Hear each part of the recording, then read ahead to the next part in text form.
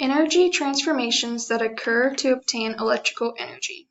Light consists of photons. When the photons shine on a solar cell, they are absorbed.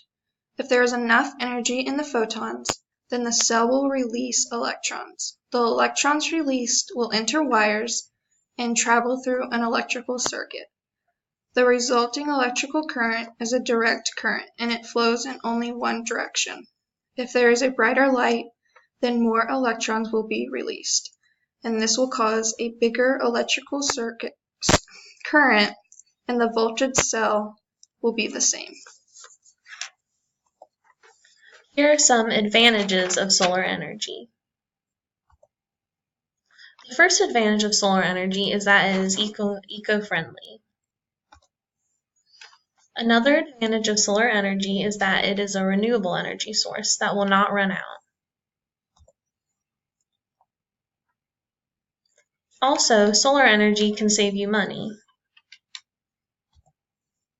Another advantage of solar energy is that it does not produce any greenhouse gases or harmful products that can be produced. Here are some disadvantages of solar energy. One disadvantage of solar energy is that it depends on the weather. Solar energy will not work as well if it is a cloudy day or if it's storming outside. Another disadvantage is that solar panels and solar energy can take up a lot of space and use a lot of exotic materials.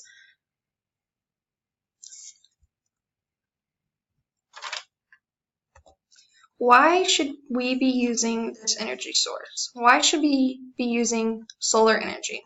We should be using solar energy because it protects our independence on electricity by protecting yourself against unpredictable increases in utility prices.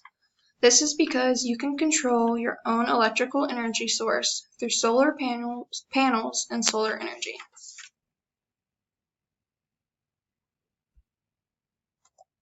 And here are the resources we use. Thank you so much for watching.